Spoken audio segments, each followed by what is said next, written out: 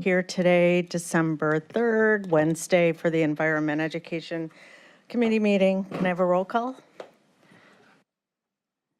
And just as a reminder to all who are in attendance, this meeting is being recorded and live streamed on the county's YouTube page. Calling the roll, Ms. Simon. Here. Mr. Schlepper. Here. Mr. Hauser is absent. Mr. Jones is absent. Mr. Miller. Here. There's a quorum. And also like the record to reflect that Councilwoman Turner is in attendance. So do we have a quorum then with the three of us, correct? Yes, Okay, there's a thank quorum. you. Any public comment? No, Madam Chair, no one is signed in. Can I have a motion to approve our minutes from November 19th? So moved. Second, all in favor?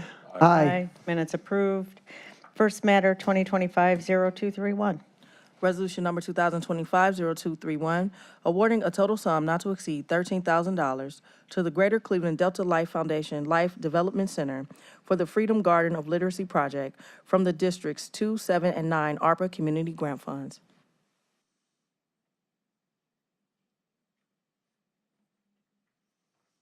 Good afternoon.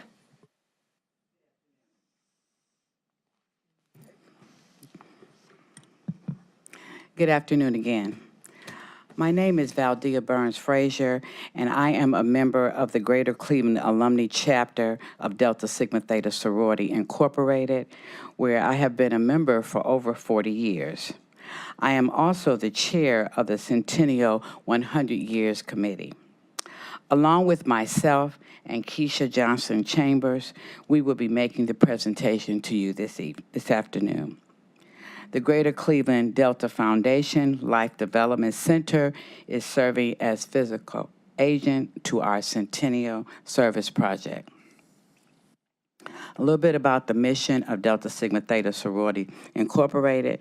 The Greater Cleveland Alumni Chapter seeks to enhance the Greater Cleveland community in the areas of the 5-point thrust, which is economic development, education development, international awareness and involvement, physical and mental health, and political awareness.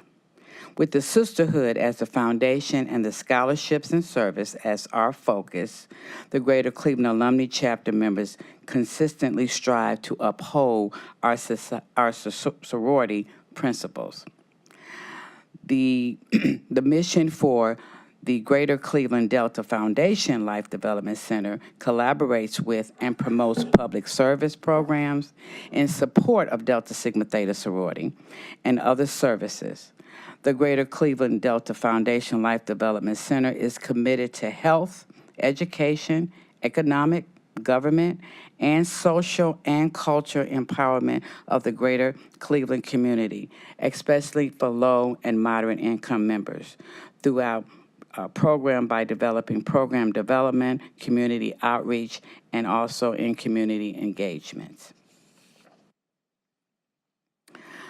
Delta Sigma Theta, the Omega chapter, was founded in December 27th of 1924 with 5 collegiate students on the campus of Case Western Reserve University.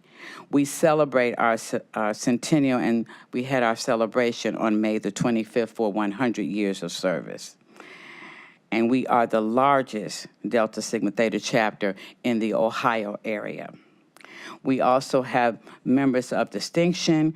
We will start with Marjorie Penn White, who is one of the 22 founders of Delta Sigma Theta Sorority. She moved here in her 40s, and she is also buried at Highland View Cemetery.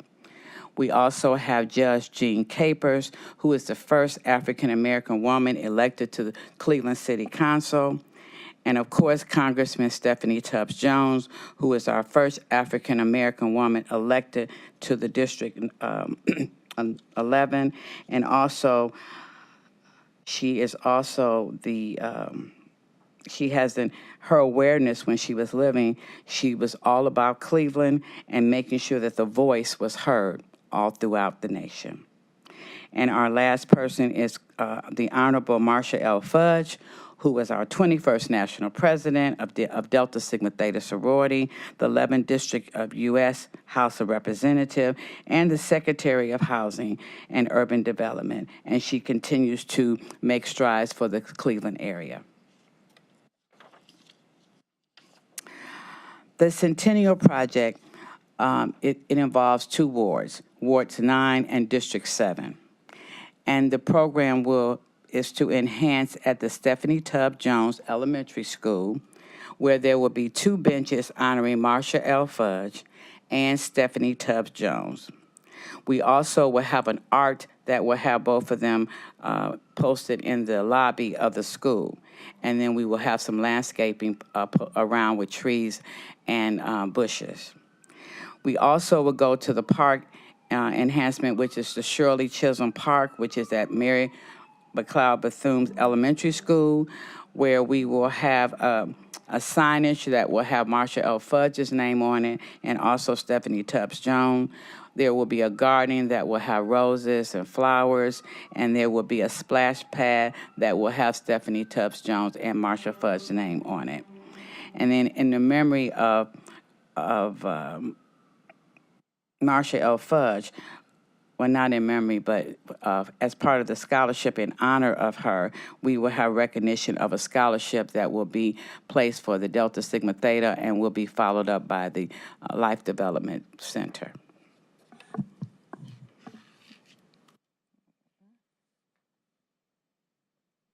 All right, I would like to get a little bit into the actual project itself. As mentioned before, we are creating gardens in a couple of places around the city. We're calling them Freedom Gardens, the first one being at the Stephanie Tubbs Jones Elementary School. And as we are just changing and improving our built environment, we are going to be very specific about the impacts that we make, and we're making sure that we're having a low impact, because this is a low impact project. We're making sure that we introduce materials that are environmentally friendly. We're introducing native plants to these spaces to show that we are just very aware of the environment that we're serving, the community that we're serving, and we want to make it just improve it and make it better for the users of that space. So at the Stephanie Tubbs Jones Elementary School, as mentioned before, we will be adding benches. So as the students and visitors are coming into the school, there's a nice, refreshing green space to sit, to lounge, to read, hopefully, which is definitely our goal. And inside the building, we will be including an art installation for the visitors and students of the space. For the Shirley Chisholm Park, a lot of this, fortunately, we have been able to collaborate with the ward itself and have a splash pad in place. So that has been constructed, and we're going to have the honor of actually naming that splash pad for Marsha Fudge. But other elements that we will be introducing into the space are native plants, which will be in our honor garden. So we'll be identifying those plants that don't need a lot of water, that are very self-maintaining.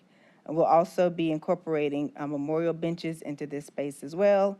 And as Valdia mentioned previously, those benches will honor Marjorie Penn White, Jean Merrill Capers, Congresswoman Stephanie Tubbs Jones, and the Honorable Marsha Fudge. We have estimated a budget for this project, and we have it shown here for the park. The benches are estimating at $3,000, the native plantings at $500. For the school benches, $3,000, the art installation, $700, and our native plantings at $300. It's a smaller space, so just requires a little less budget. And for our scholarship, $9,500. And we were very fortunate to be able to raise some funds for this scholarship during our centennial event. So this budget amount also reflects what we raised during our centennial event, which brings us to a total budget of $17,000 for the project, in which we have requested $13,000 for the ARPA funds to support this work.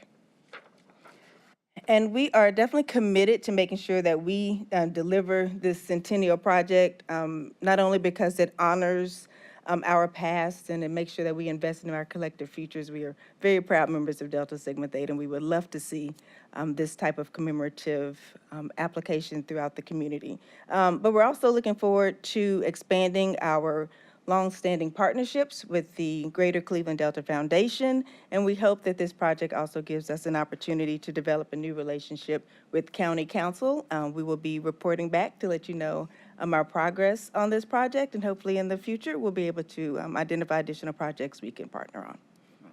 Well, thank you so much. I'm going to start with committee members and then have time for the sponsor, Councilwoman Turner. So anybody on committee have questions? Okay. Did you want to say anything as a sponsor? No. All right, thank you.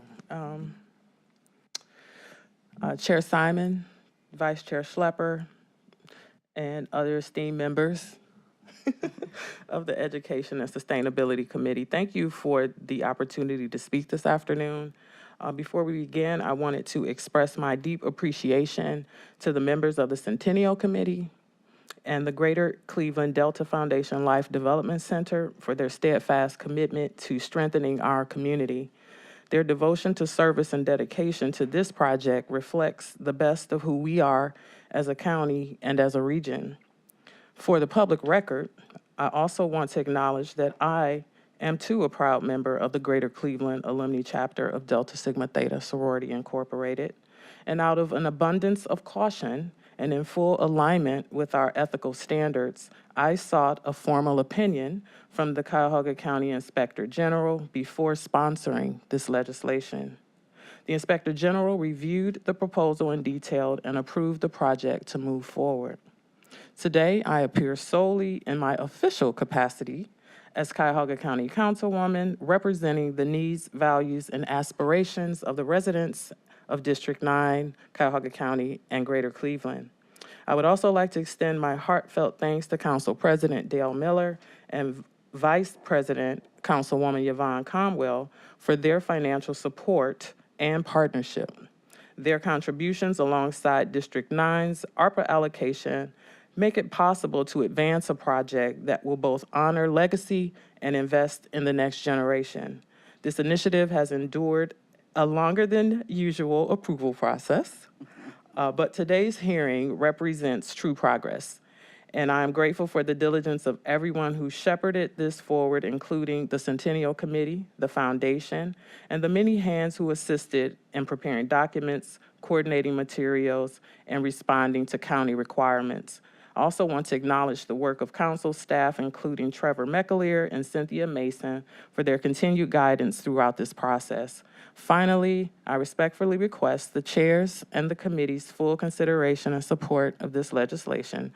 This project honors 4 trailblazing women, and it strengthens community spaces, invests in youth, and aligns fully with the purpose and promise of the ARPA Grant Fund.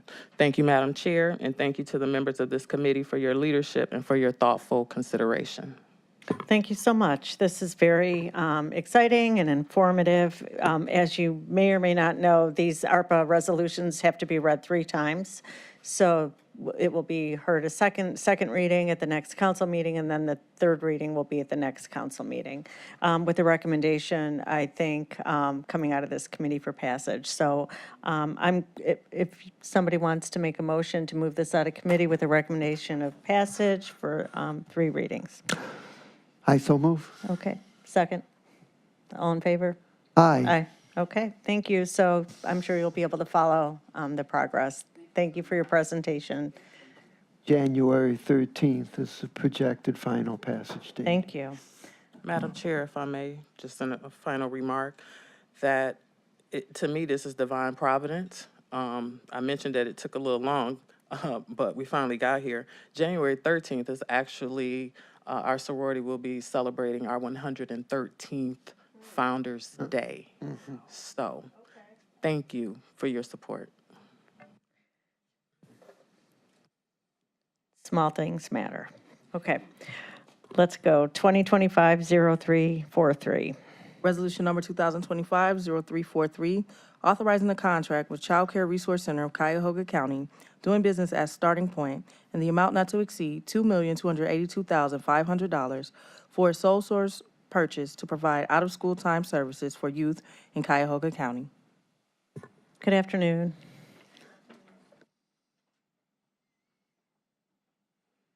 I'm sorry. Good afternoon, Kathleen Stewart, Deputy Director from Family and Children First Council. I also have with me Nancy Mendez, who is the President and CEO of Starting Point here in the audience, if you have questions for her as well. This is a contract from a sole source we put out for the out-of-school time programs for Cuyahoga County. The purpose of the out-of-school time program is to help pay for services for youth throughout Cuyahoga County for out-of-school time. Their activities are held to have children participate in grades K through 12th grade throughout Cuyahoga County. They are after-school programs or summer programs. They consist of programs that are a wide variety, such as tutoring, educational enrichment, arts and cultural exposure trips or activities, recreation, career exploitation, and college readiness. There's an extensive evaluation component of the providers and the services that they provide. I will go over some statistics for the program. There are 52 agency sites throughout Cuyahoga County that we work with through Starting Point. There are 34 different neighborhoods that we work with where the services are actually provided in the neighborhoods for the youth. As I stated, their ages kindergarten through 12th grade. The stats are from the 23-24 school year. It's always a year behind. This past year, we served over 2,400 kids throughout Cuyahoga County. Actually, right now, they're working on the new RFP process to select new vendors. They've had over 180 responses to the RFP thus far that we will be reviewing over this next week or so. The evaluation tools are called the DAP, which is the Developmental Asset Profile from the Weikart Center, the PQA, which is the Program Quality Assessment, the YPQA, which is the Youth Program Quality Assessment, the YPQI, which is the Youth Program Quality Improvement, and also satisfaction surveys. Specifically, the Summer Bridge Program is a part of the Closing the Achievement Gap Program, and they served over 85 kids that participated in the summer from that specific program. We do have the evaluation component that we work with Case Western Reserve University, so we can provide that to you all as well, if need be. We are changing the time of the actual contract to go back to a school year contract. So that's why the dates are different for this as in previous years. And I am open to answer any questions. And at this time, I would ask Ms. Mendez to come up to the podium if you have specific program information that you would like to have. Any questions? I have a couple. Okay. So, you said you're going back to a school year-based contract, but from the dates listed here, it looks like it's calendar year. So can you explain that?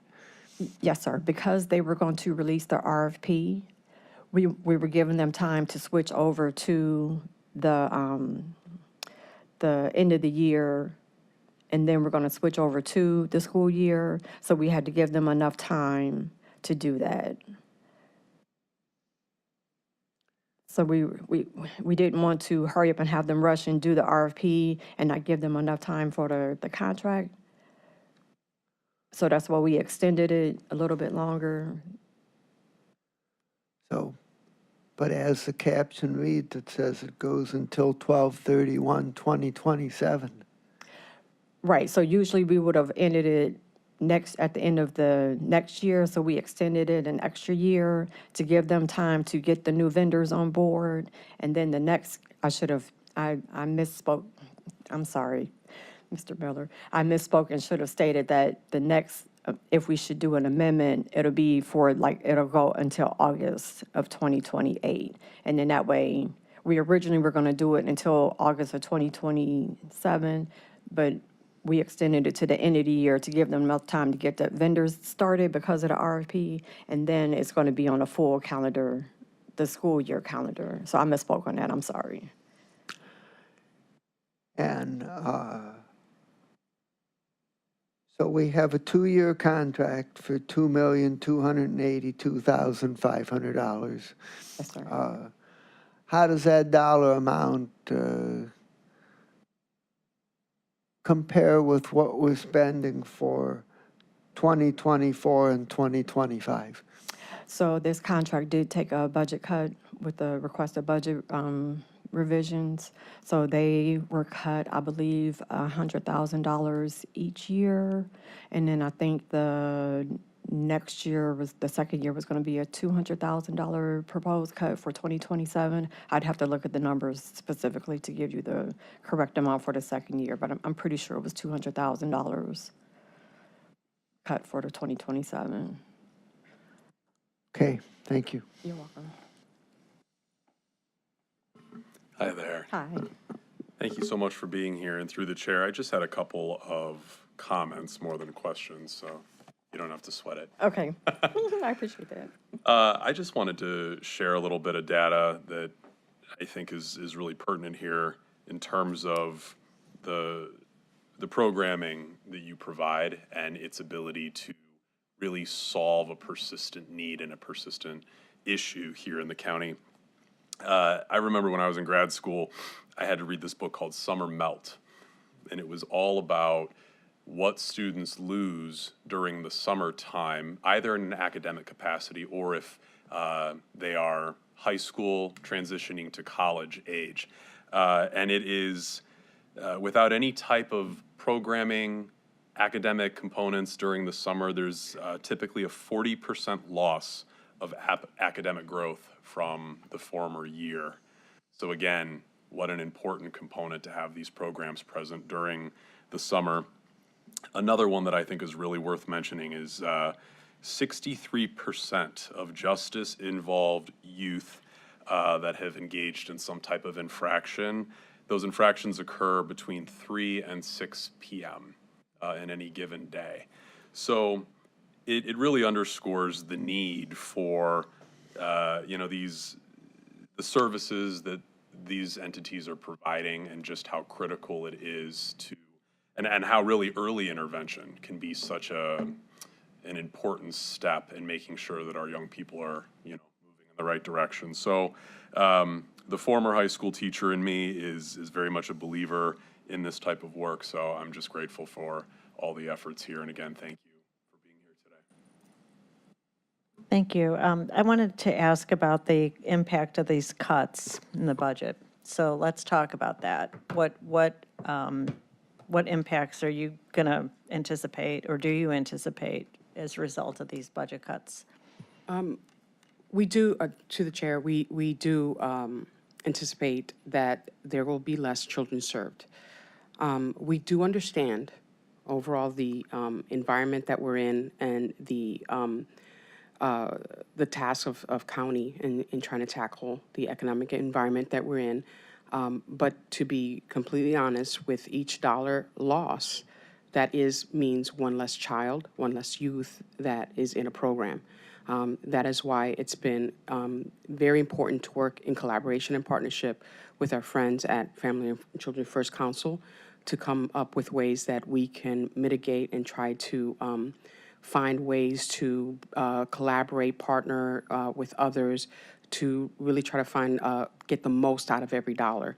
But at the end of the day, every dollar that's lost is less service.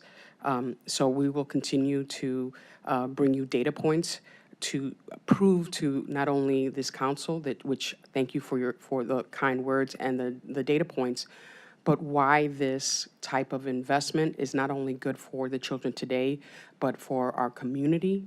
It's anti-violence, it's pro-education, and it sets up our children to be a youth that will give back to the community in the future as well. So if you can, I'm sorry. No, please. Tell me about the number of students served in the last, but if you have it, if not, I'm going to have you come back. Students, youth served, kids served, 24, 25 versus what you anticipate is going to happen now in 26 and 27. And if you could even speak to now, if you can, that would be great generally. Well, I would like to come back and present, and here's why. We're going through the RFP process now, and so we'll have accurate data for you so that we can make an apples-to-apples comparison and really give you the data and not just data, but children that are behind those dollars. That's great. Yeah, I want to do a deep dive into this unfortunate situation. Okay, so any other questions or comments? Okay, I'm going to make let's see, we have time on this one for 3 readings. Would that be, what did you say, January 13th, President? Yes. For the But contract? contract starts 1/1, 1/1/26. Yep, that's what I'm asking. So- Okay, I'm going to make a motion that we move this out of committee with a recommendation for second reading suspension. Second. All in favor? Aye. Okay, thanks. We'll have you back. When do you think you want to come back with the data and that? Yes, I can reach out to CASE to see if they have any preliminary data for us available. Are we talking January, probably, February, January? I think we would be ready in January or by mid-February for sure. Okay, fantastic. Thank you. Thank you. Thank you.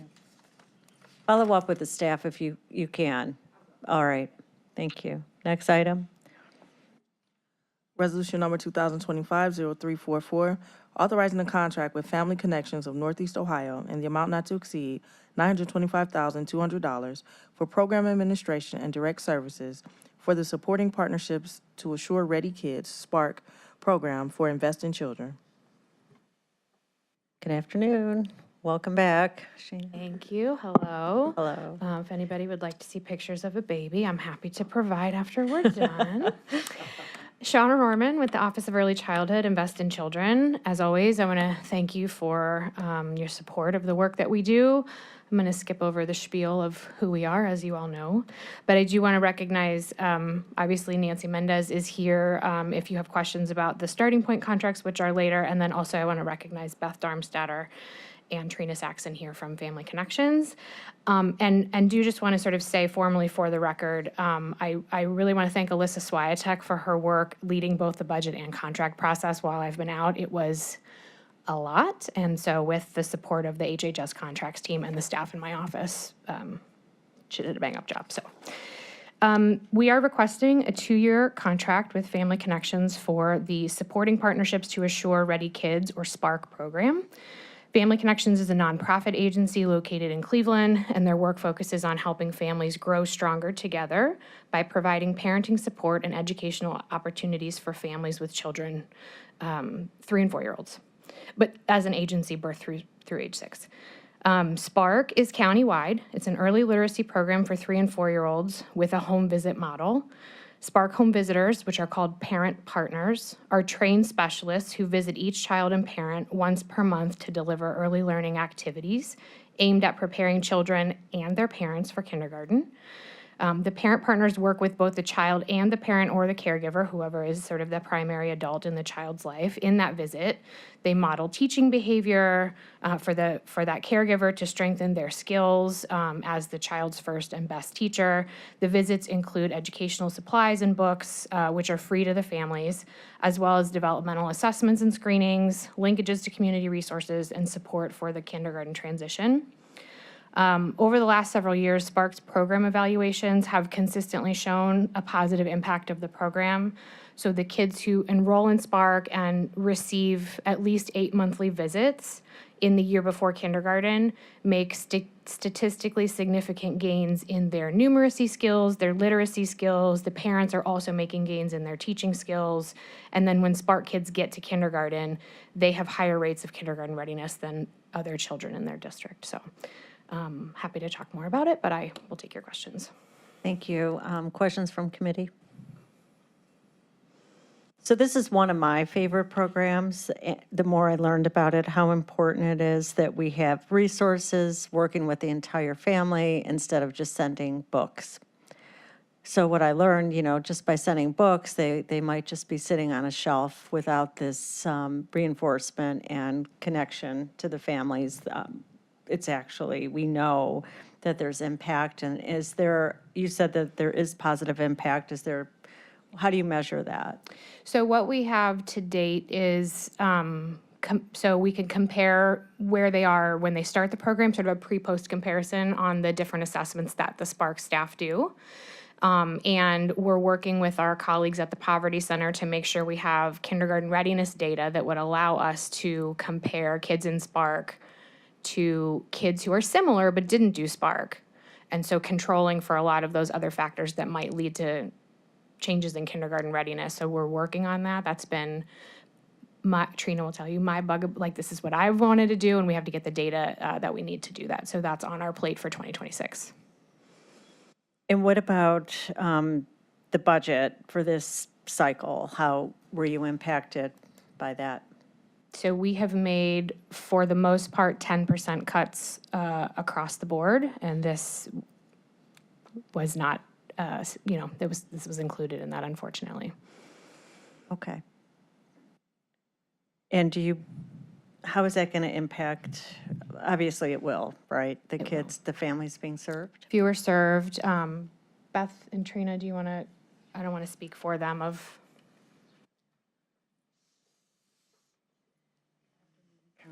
Good afternoon. So this year, Give your name. I'm sorry, I'm Trina Saxon. I'm the director of the Spark program for Family Connections of Northeast Ohio. So this next contract period that's coming up, we usually receive $514,000 per year, and the contract that is needs to be approved is for $279,000 No, a year. no, down here. Oh, I'm sorry, 462,000 versus 514. That will cut the number of children that we serve, 93 children that we are unable to serve per year because of budget cuts. Thank you. Beth, do you have anything? Beth Darmstadt, Executive Director of Family Connections. So the 10% cut is basically the equivalent of one parent partner. The salary is about the equivalent. So, we're operating at less than full capacity.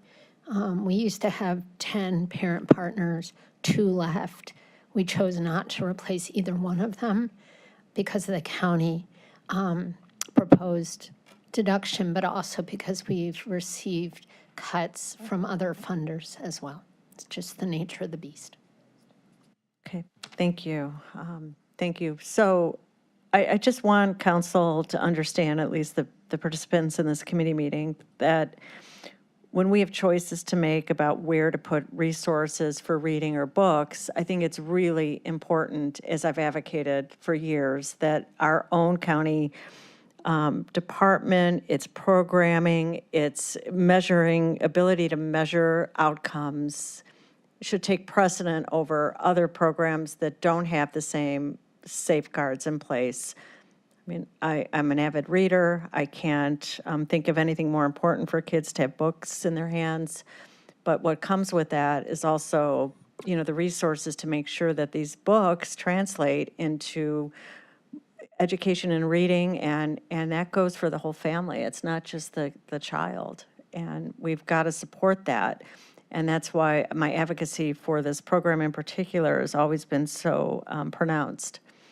And I just want to make that clear again, that why this is so essential, that these resources are when we have choices as a council, that they go, I believe, to a program that's actually is measured. Thank you. You're welcome. Madam Chair. President? With the available funds that we have here, how many children do you expect to be able to serve per year? 217 children. 217? Yes, with the funding that is being presented by the county. We have other funding sources which will cover more children, but particularly with this funding, we're looking at 217. It was at 310 until budget cuts, which is about 93 children.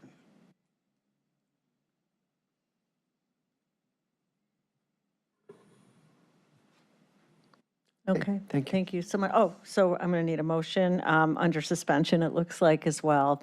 So just, somebody want to make a motion? that Also we- move. Thank you. Second, the motion specifically is to move this out of committee for second reading suspension with a recommendation of passage.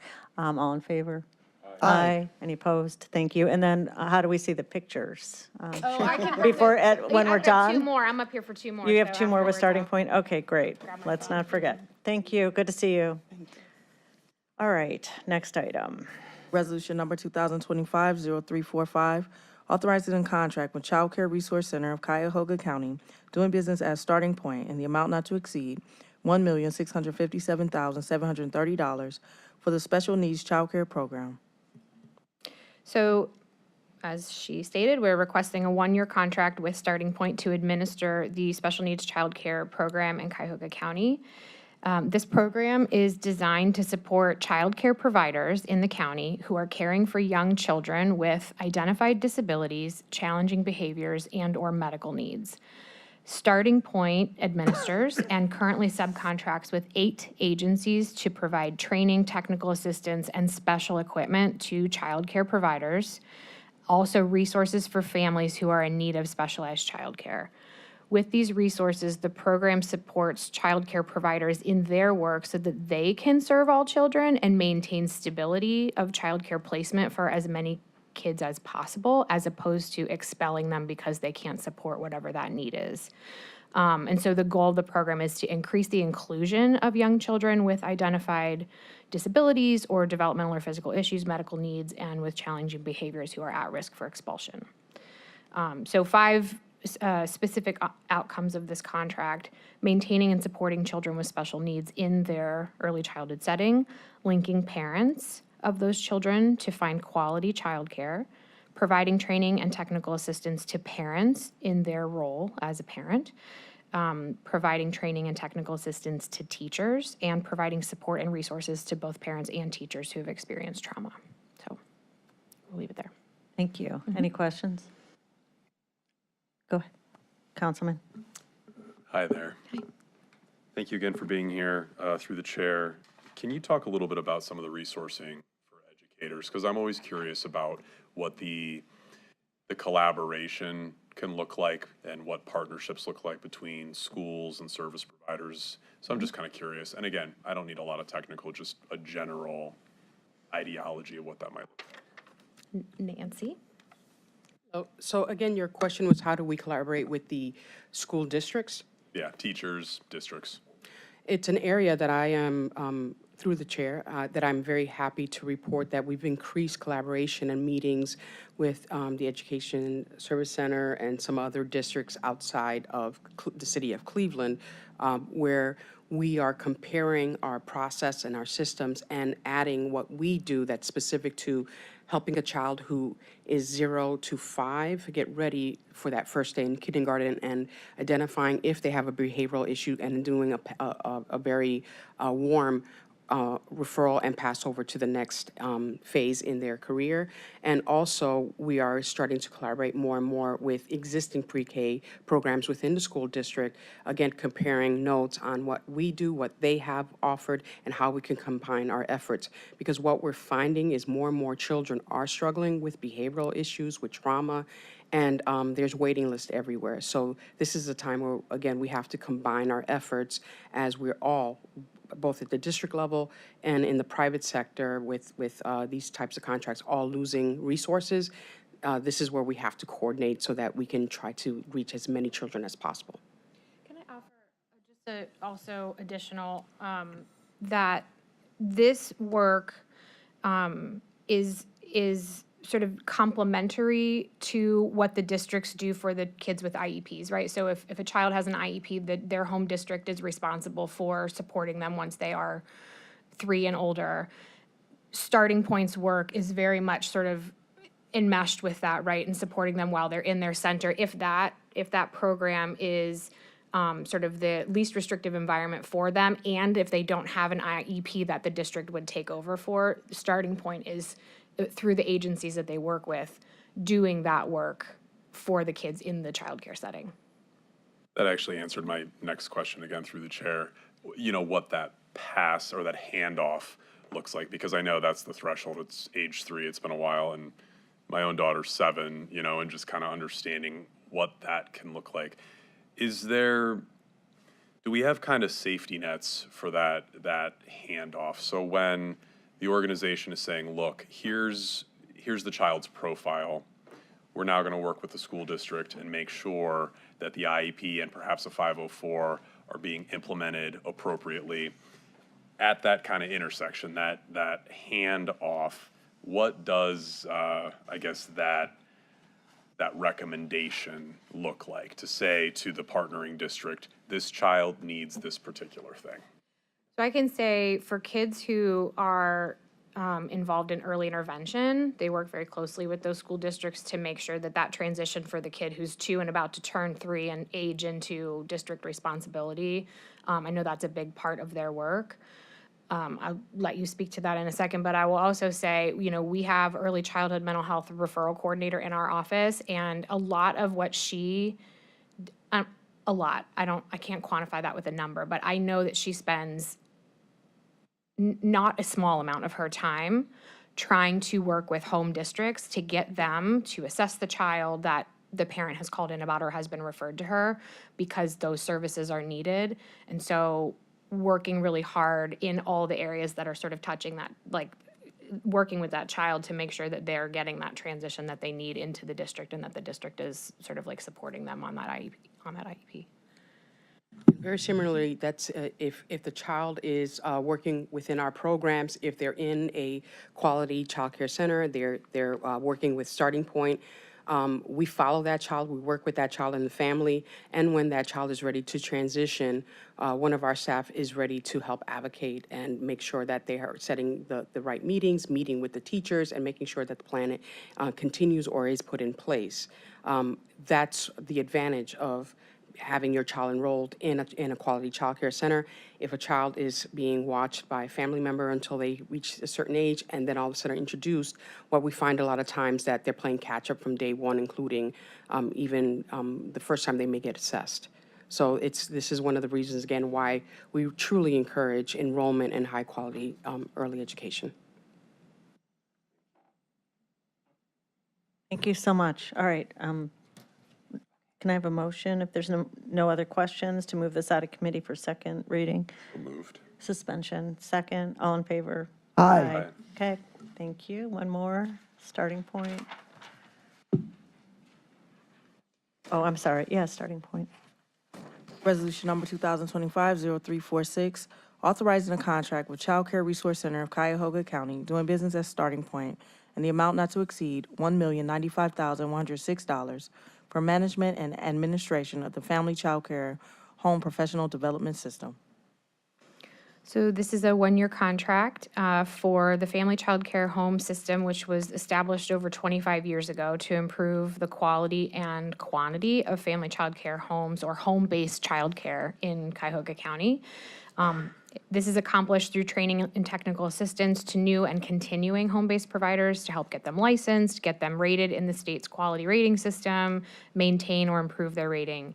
Invest in Children has always recognized home-based care as an important provider within our mixed delivery system. A strong family child care system benefits families and children because it provides flexibility and convenience of childcare during non-traditional hours in ways that many childcare centers do not. It's also smaller groups, and so for kiddos who do better in a smaller group, this is a great option for those families, and it also tends to be more affordable than center-based care. It's really crucial that we continue investing in this system to keep it as a viable option for families. I know, sort of every time we come, since the pandemic, but really always, every time I come to you, I'm talking about the childcare system is broken and it's, operating on razor-thin margins, and this trickles down to the family childcare providers. And so just since 2020, we've seen a 35% decrease in the number of providers offering home-based care. Some of that is cost and some of that is changes to regulations at the state. There's, lots of factors there, but our funding helps to support a strong network of providers that really doesn't exist in the same way anywhere else in the state, and that's because of the county's investment specifically in this network of home-based providers. So I will leave it there. 100%. So I appreciate this, and I do want to note that we are leaders in the state. I would submit to in the nation about the progressive programs that we've provided for at the county, and I really want to make sure these programs continue, and it's disappointing about these cuts. So I'll entertain questions from the committee, but then I want to ask about the current ratings and what's going on at the state, because I've been through like so many iterations of stars and no stars and all of that rating system. So I'll ask for questions, and then I'll learn about the current state of affairs. Councilman Schlepper. Hi there again, and through the chair. Can you just tell a little bit about some of the credentials for these providers? What do they need to bring to the table in terms of education or licensure, background checks, things like that, in order to be a provider in this particular space? And if I can, maybe that dovetails my question, I guess, too. Sure, absolutely. There are different categories depending on where you're going to get ranked. It starts off with licensing. So there's minimum requirements, which include things like background checks, which we offer for our folks that are trying to open up child care centers or homes. We offer it at a reduced or no fee at starting point, so that we can encourage more and more teachers in early learning child care centers. There's a minimum of CDA's requirements, of certain number of trainings that, again, we offer. Child Development Associate Credential, which is, again, a certain number of classes and trainings that you must go through. And it changes from year to year, but it's well over 100 hours, and we take them through that whole process. We also are the only county that offers it in Spanish as well. As a matter of fact, we also help train other Spanish-speaking teachers in not only in Ohio, but we've been asked to help in Maryland and in Virginia. After that, you get into this new system where I call it the Olympic system. It's a bronze, silver, and gold. It went from 5-star to a medal system, and with it, more requirements that came with those systems, and actually, the state decided that the family child care homes did not have to participate in this high-quality system. I am happy to say that almost all of our gold and silver child care homes said, no, we want to continue to participate in the quality system. And where we're seeing potential loss is in the bronze, because they've increased the amount of requirements they need. And it goes everything from ratio to curriculum to the environment and space. It really is everything about enhancing the environment and the education. And the higher you go up, the higher the requirements and the costs as well. So that's why if you increase your quality, you get reimbursement from the state. That has been also reduced by the state. So they increase the quality and they reduce the reimbursement. So many of our folks, though, take such pride in providing quality both in the centers and in their own homes that we are happy to say we didn't see this huge decrease in quality that we were hoping that we could avoid. And that's because of these teachers and these centers take pride in providing quality. But it costs them, because there comes more cost to provide quality, and then, again, a reduced reimbursement. Sure.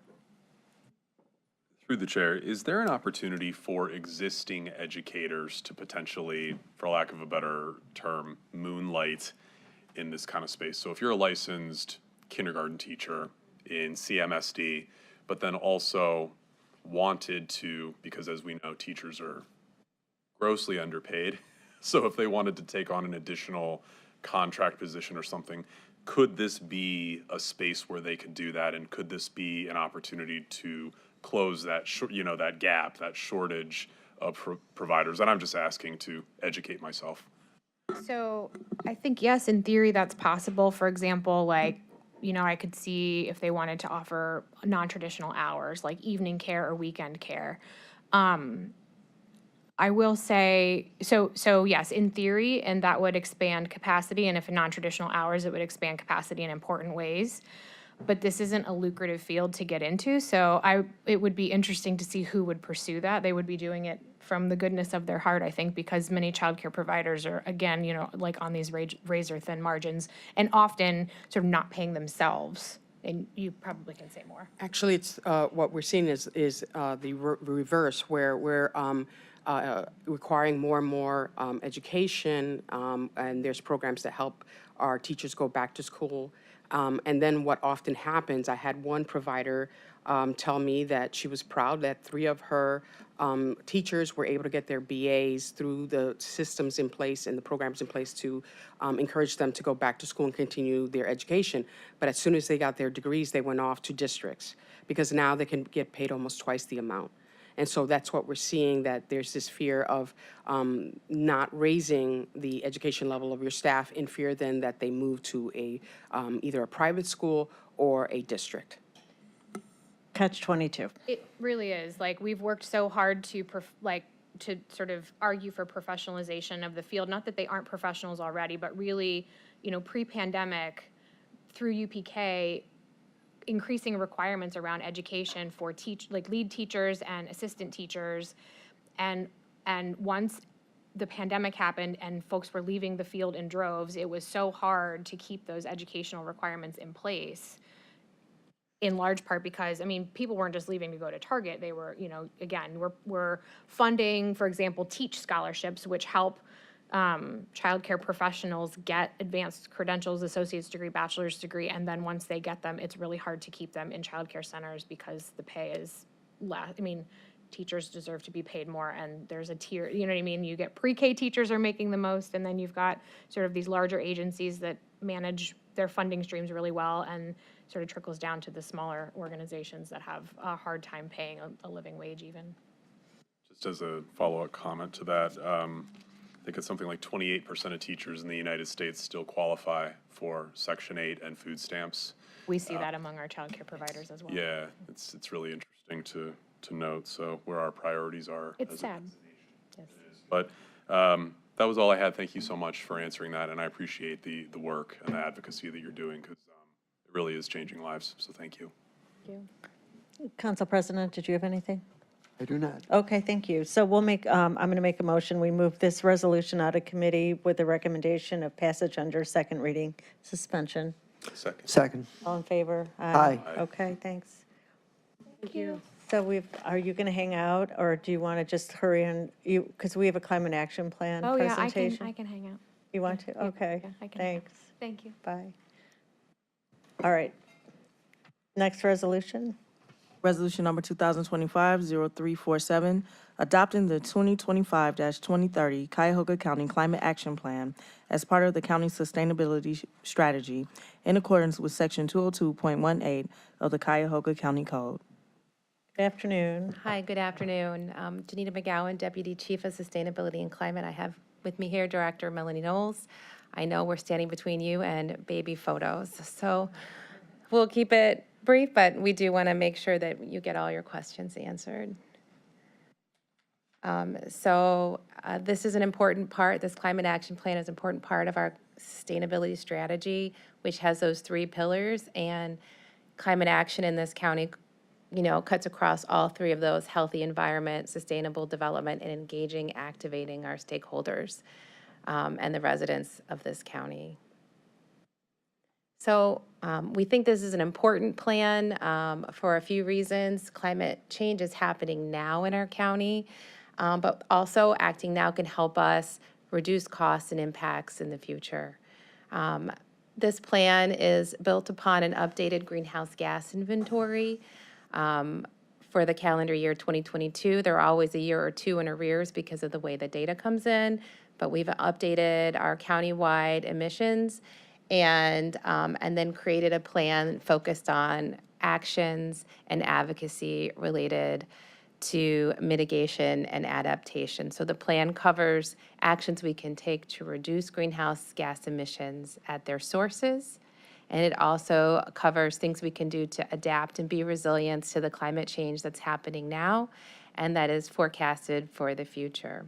I do want to take a moment, too, to acknowledge also in the room, Samia Bray is here. She's a longstanding community supporter of climate action in her role at CCG Consulting, but also with Black environmental leaders.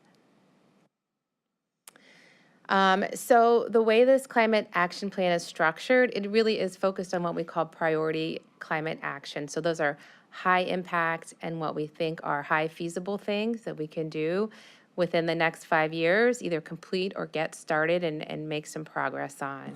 It doesn't mean things that are lower impact and high feasible or more feasible, but, or I'm sorry, the other way around, that have high impact but aren't quite like either market ready or there's not policies to support them. We're keeping an eye on those things and making sure we're advocating for those to happen in the future. And we did use a rubric to select those high impact, high feasibility items that show up in the report. A little bit about our greenhouse gas emissions in the county. Half of those emissions come from what we call stationary sources. That's our electricity and natural gas use. About 25% are those industrial sources. These are things process emissions coming out of smokestacks, things of that nature. Transportation is about 30%, that's on-road and air combined. And then smaller parts of the pie are waste and wastewater-related emissions, and then what we call fugitive emissions. These are things that are refrigerants and things leaking out of pipes and things like that. The plan creates a pathway to reduce emissions in line with science. So what science says we need to reduce to limit climate change to 1.5 degrees. There's consensus that that's what we need to do to make sure we have a healthy and resilient world. It's a very ambitious plan, and it requires a lot of stakeholders working together and coordinated, and Cuyahoga County being one of them. So we acknowledge that, but we thought it was a principled thing to do to plan for what we felt was a best-case scenario for our community. Can I ask you a question? Yes, ma'am. Before I forget, when we're on this pie chart with the emissions, where's methane in that from any kind of agricultural emission? That would be in the fugitive emissions. That's fugitives? Okay. Yeah, methane is in fugitive. Okay, thanks. Methane related to landfills would be in waste and wastewater. So the science-based reduction target, that bar chart stepping down, shows that we've reduced emissions in our county 16% since 2018. To be in line with a 1.5 degree future scenario, we'd have to get down to 63% from baseline from 2018. That's pretty aggressive. And I believe we had line of sight to that under some of the Biden policies that have been walked back. But we think there's a lot we can do as a local community with local resources to still make really aggressive progress. And so some of those things are detailed in the Climate Action Plan. And one of the things, like for example, one of those is community energy aggregation. Because we're an energy choice state, municipalities can choose to do electricity aggregation, and either through NOPEC or SOPEC or other COGS, they can do clean energy aggregation. And making that choice for their residents and small businesses can reduce a municipality's emissions 20 to 30% through that policy choice and that procurement choice. So things of that nature, we can make progress locally, even in this current policy environment. The graphic to the right shows some of the things we're focused on in the plan around adaptation and resilience. So planning for climate migration, helping our small businesses transition to a lower carbon economy so they can compete in that way. Nature-based solutions, such as restoring our urban tree canopy, something the county has been invested in for a while now, and we want to continue to do. And also assessing our built environment for wetter weather, hotter weather. How is our infrastructure built to withstand future climate scenarios and making sure that we're investing and planning for those things appropriately. So the plan covers all of those things. We consulted with many stakeholders, municipalities, community members in the creation of this plan. And I will say it's built off, in part, the state's priority climate action plan, as well as NOACA's climate action plan for the 5-county MSA region. And so it's part of the regional and statewide planning issues, but more specific to the role of Cuyahoga County. I'm going to pass this over to Melanie, who's going to talk a little bit more about how we're already using the plan to engage with municipalities in the county. Thanks, Janita. So this is just a snapshot. I just wanted to take a minute or two to share with you. On our website, this is an interactive platform.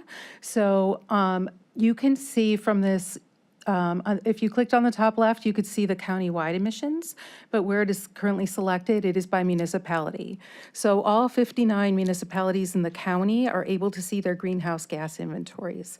I know it's kind of small, but the pie chart on the left is actually showing their emissions by sector, which means residential buildings, commercial buildings, industrial buildings, and then industrial processes separate from their buildings, wastewater, and transportation. The pie chart on the right actually says what is causing those emissions. So for example, if it were residential, it would primarily be from electric or natural gas from those stationary uses. For transportation, it's broken down by ground transit, air transit, and then even on the Lake Maritime. So this is interactive where you could click on one of those charts and it would give you a little bit more detail. On the top right, it's actually showing you the trend over time for this city. The data goes back to 2010. As Janita said, the most recent data we have available is 2022. And on the bottom right, it shows you another tool where you can select up to 7 different communities and compare how they are performing with their greenhouse gas emissions. And it is per capita. And you can select whichever ones those are. So this is a tool that is available to the municipalities in Cuyahoga County. However, if you just know that it's there and don't understand what it really means to you and your city and what to do about that or what you could do about that, it's not getting you all the way there. So as part of the Climate Pollution Reduction Grant, we have been doing a pilot with 4 communities in Cuyahoga County, which are Beechwood, Brook Park, Maple Heights, and Solon. And we worked with consultant Melanie Nutter. We also worked with Power a Clean Future Ohio, as well as our staff in the Sustainability Office. So we spoke to these communities. We talked to them about what their priorities are, what they're trying to do, what they've already done around sustainability, what they're interested in. And then we shared with them this data and information about their greenhouse gas inventory and talked to them about how that fits into what they want to be doing. This snapshot is from a workshop that we did with those communities where we gave them more information about what are examples of things that you could do, who has done them, and then broke down into groups and talked about what fit for each community.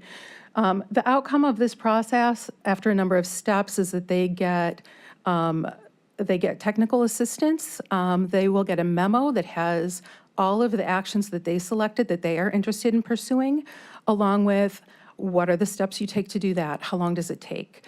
Is there an investment? Is there a payback? How long does it take? Who do you need to involve? So that they really have a step-by-step. It isn't an entire climate action plan, but it is the next steps for a community. And maybe further down the line, they want to do a whole climate action plan, but they don't have to, wait until that happens to be able to take meaningful action. Absolutely. I just want to add a little context to this. Most municipalities in the county do not have sustainability staff. And we recognize that the county's climate action plan cannot be successful unless most of the municipalities are taking action on sustainability. So that's why we prioritized this initiative as the Sustainability Department. So if I can ask a question, how do communities avail themselves to this technical assistance? So for the pilot, we worked with communities that had already expressed interest to us in climate action and sustainability. We also work with the Sustainability Committee for the Mayors and Managers Association and for Suburbs Consortium. So there are a number of different touch points. Also, when the Engage, what's the correct name of the survey? The Community Collaboration Survey. Thank you, the Community Collaboration Survey. We included questions in that about sustainability and interest in collaboration so that we have leads to what they are interested in and who is interested in getting involved. Communities that are interested can absolutely reach out to us just individually as well. We hope to continue moving this forward. I already know for next year we will be working with East Cleveland. So communities want to engage this technical support. They contact your department, you, Melanie, Director. Do they have to pay money? Is this part of the grant pilot? What's involved? So the pilot round was grant funded by the CPRG funds. We're looking at ways to fund more of this, but there's also a possibility of working, Power Clean Future Ohio is a nonprofit. They can be members of that at no cost and have that technical assistance. They can work with our staff. Another piece of this project has been to put together a toolkit that's basically a path that communities can follow. So we can work that with them or they can follow it on their own. So we want to have a lot of different tools available. We would love to have funding to be able to do another round of the pilot.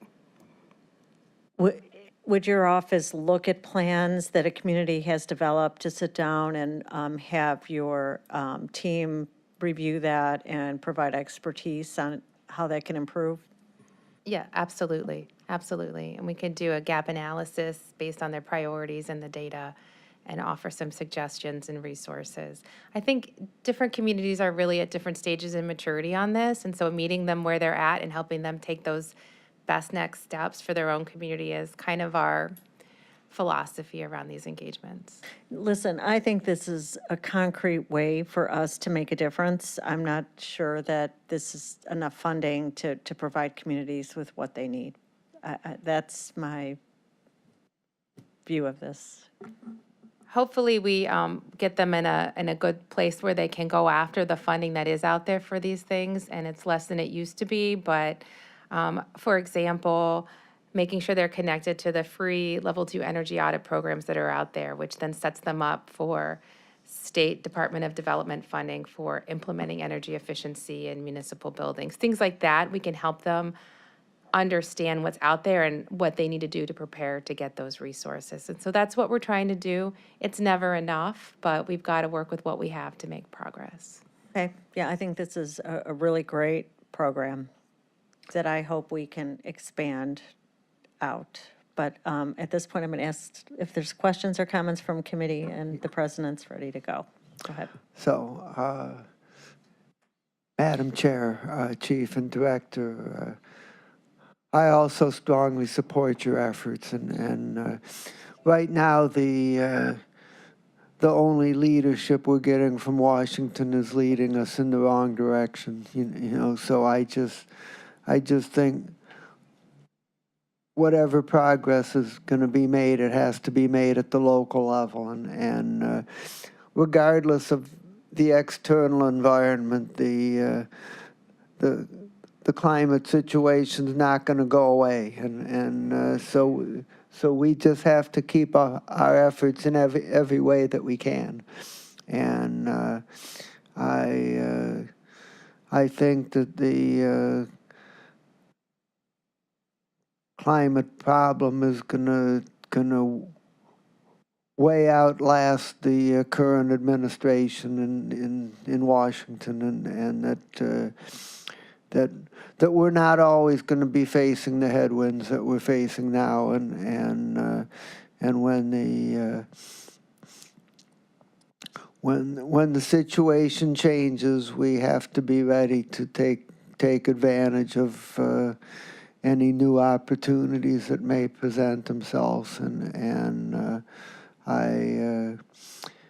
I support your efforts, and we just have to keep making the very best use of whatever resources we have available, and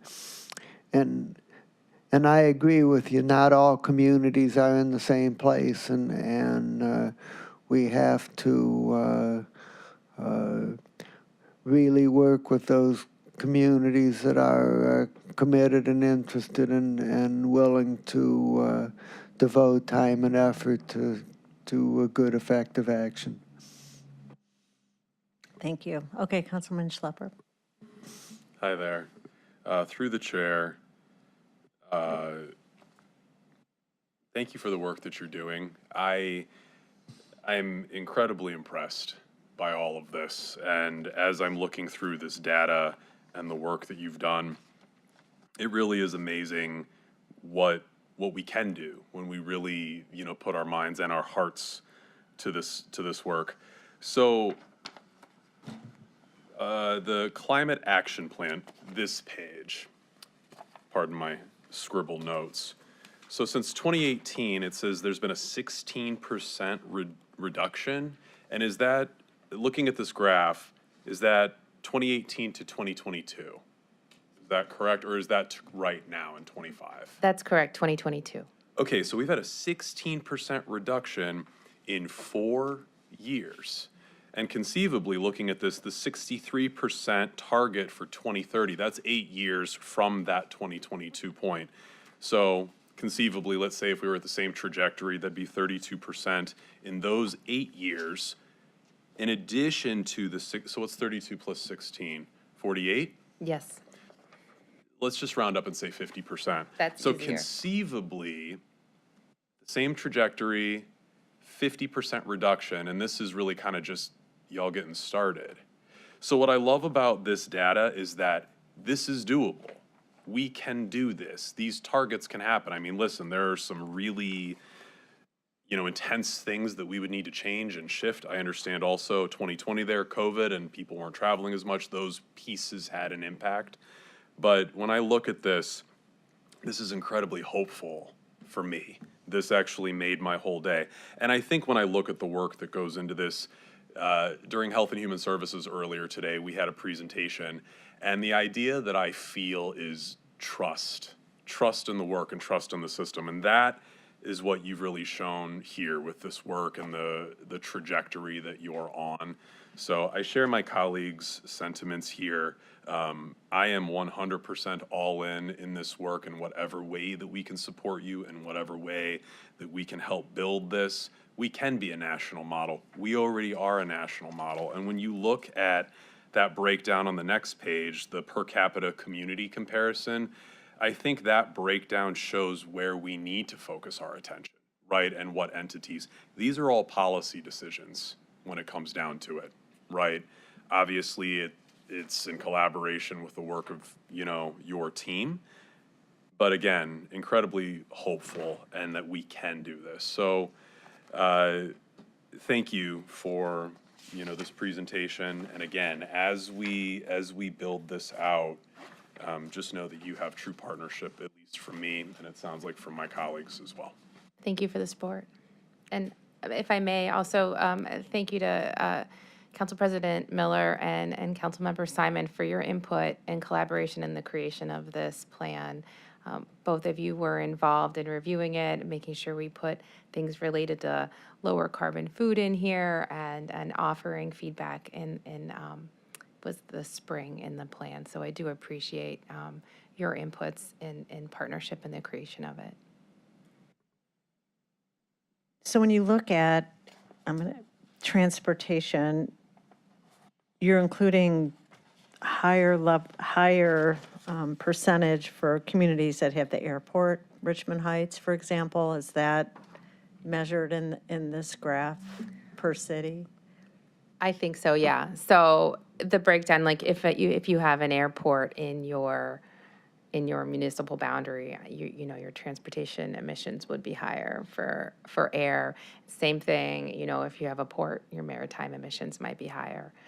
I'd have to go look exactly at the methodology because there might be a per capita carve out for people going from, say, Euclid to fly out of Cleveland, right? And so the way that they allocate those emissions, there's a little bit of a calculation, and I could look that up, but basically most of the emissions accrue to the geography of where the ports are. And who measured, from 2006, during COVID, who actually got this data?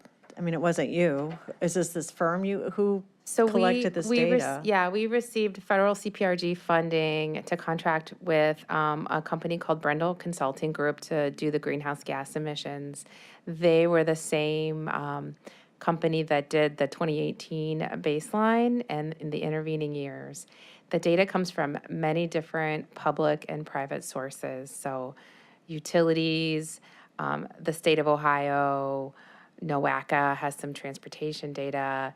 And so there is a big inventory management system. It's a big Excel workbook, and all of those sources are there and documented. So I'd be happy to follow up with anything specific related to that.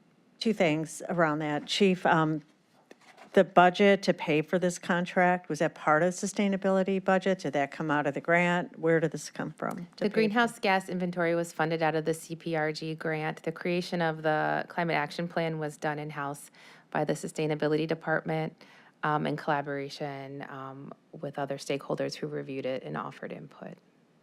I recall the executive went to one of the COP conferences, I think it was in Dubai, and came back and said one of the fruits of his labor for being there was to come back with a firm that we're going to use to measure, I thought, emissions.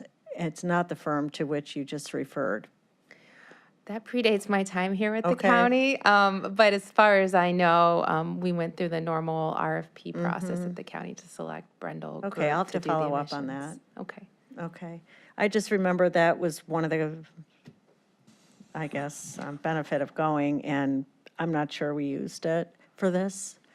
I appreciate this work. And I hope that, we did plans and planning commission that we hope always the communities take advantage of. That's part of the challenge. So I'm glad you did the pilot with those communities, and you'll continue with East Cleveland, which is hopefully now able to take advantage of. I think so, with the leadership there, change. Yes, Yeah. that'll help. Yeah, for sure. Any questions more about the plan? Okay, Councilman. I just had one more quick question. How can we encourage, I have 17 communities in my district. How can I encourage my communities to take a second look at this if they haven't already? I think that's a great question. One of the things that we are working on this is a strategy, it's not a full answer to your question. So most communities have newsletters or emails that they send to their residents directly.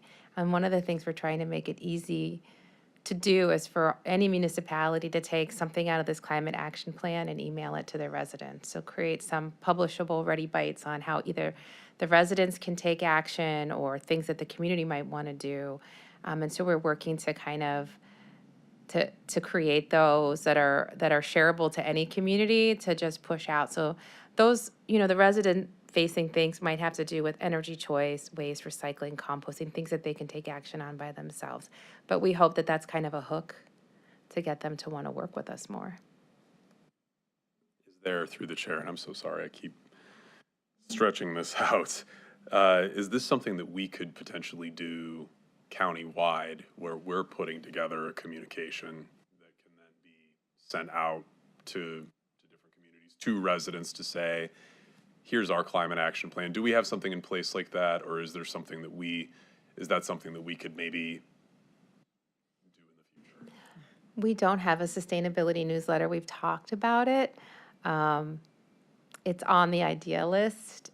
One of the things we're grappling with is who's the better messenger to reach residents? Is it their own cities, or is it the county, or maybe it's both? But it's certainly on the list of things we're considering and have been discussing. I don't know if you have anything to add to that. Yeah, it's a challenge. We did a green print in the Planning Commission, a green overlay plan for conservation purposes, and, it's as good as the city taking advantage of it and their resources, but we provided the technical assistance with that. And I did a couple meetings about it at the Planning Commissions. I have a question about recycling. I'm going to go off this climate action plan of the director about our bins behind me. Thank you for these. You're But welcome. but this is, I wanted to ask you why there's plastic inside the paper recycling bin. That is a good, do you mean people are putting plastic in the paper bin? Well, no, the bin has plastic in Oh, a there as a liner. bag, as a liner. And, one of the, obviously, we want to not have that. Why, can we correct, I guess, let me put it this way. Could we correct that and, at least for paper, get rid of the plastic liners? I will reach out through the building management for the custodial crew. I imagine that they did that for ease of moving the material out of that container into the larger collection, but I will talk to them, yeah. And who is this? Is this the building owners, custodial staff? Correct. That are managing these containers? The custodial staff, yeah, and then for this building, since it's leased building, it goes through the building management. Yep. Can you have them, I'm going to follow up. Sure, absolutely. I mean, there's no excuse for paper. It's not like, I'm sure what I'm going to hear about bottles and cans, that it's dirty and they can't handle that, and so we're using plastic. But let's start with paper. I think that's an easy start. Okay, my pet Absolutely, will peeve, do. seriously. Okay, I really appreciate it. Thank For you. this, do you come back to tell us what's happening with this plan? Yes. And how much time do you think you'd want to come back? Like spring, to see what, if anything, you can feed back? Yeah, we would love to come back in the spring and give you an update on this. Yeah, and we can hear about the Freshwater Institute at that point. Thanks. Okay, everybody, thank you for your patience. It's been a divergent discussion on important topics, and we're going to conclude the meeting. Excuse me, Madam Chair, Whoops. to move the Wait, is there item out. more? Need to move the item out. Oh, we do. Oh, we have to pass this. Okay. I'm sure 3 readings is sufficient, so I'm going to make a motion that the climate action plan be passed out of committee to the next full council for second reading. I'll second that. Thank you. All in favor? Aye.